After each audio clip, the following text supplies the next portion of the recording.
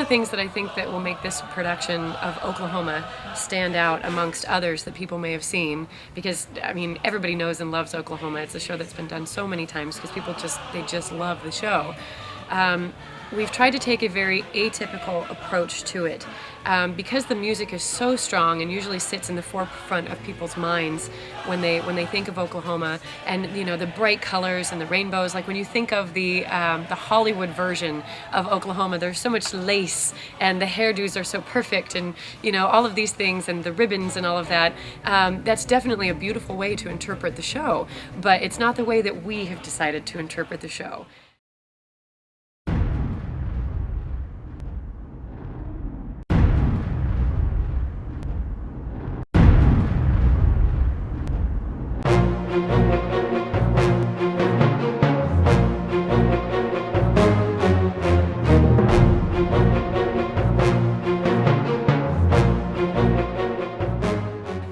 One of the things that we've decided to do to make this stand out and to make it different, put our own twist on it, is to make it a very authentic to the period production. So everything from the real Surrey that we're going to be bringing on and the wagons that we're going to be bringing on that are antiques, that are of the period, everything from that to the types of material that we're using in the costumes and the patterns, the shoes that are going to be used on the feet of all the actors. It is boots and more boots. There are no character shoes, nothing like that.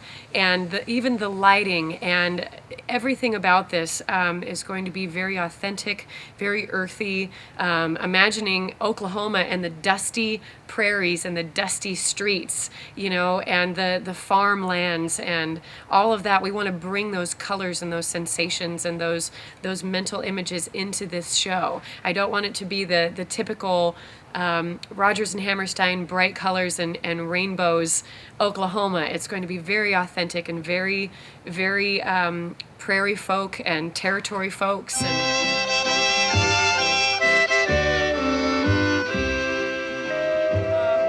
We decided if we're going to go to Oklahoma, we might as well do it right. So we went to a farm. We had a farm work day, and I mean work. It wasn't just touring a farm. We went to a farm way out on the outskirts of Red Bluff and had a work day on a real working farm. So we had the actors cleaning chicken coops and mending fences, tearing down fences, doing all kinds of stuff. The women were preparing food and learning, doing sewing and making quilts and all types of things that really brought out the time period and the era and all the things that people would be doing in Oklahoma during those times. One of the things that we really wanted to bring out in the show was the earthiness of it and the reality of being in Oklahoma in 1908. What was that like? What was that like? The hard work, the dirt under the fingernails, the being up at dawn. We met at my studio at 6 a.m. to go down there, which is way earlier than my normal bedtime, and a lot of people in the cast as well. We were up at the crack of dawn and met and went down there and worked all day. Very hard. Everybody had a job to do, and they were working with horses and all kinds of stuff. People got to do horseback riding, things they'd never done before in their life. Our Curly, it was his first horseback riding experience, and he really got to know what it felt like to be a cowboy and to be riding on a horse and on a farm and all those things. So it was a really great experience for the cast, and it got them grounded in the atmosphere that we were trying to create.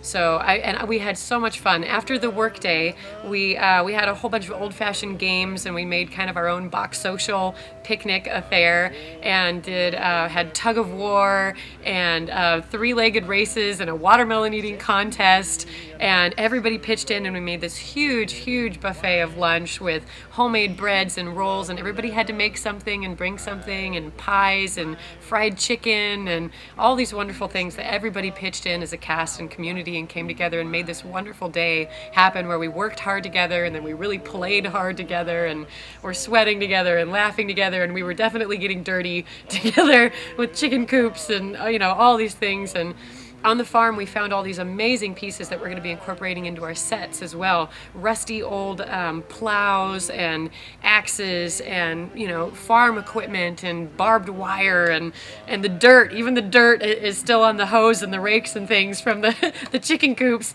that's coming onto the stage with us.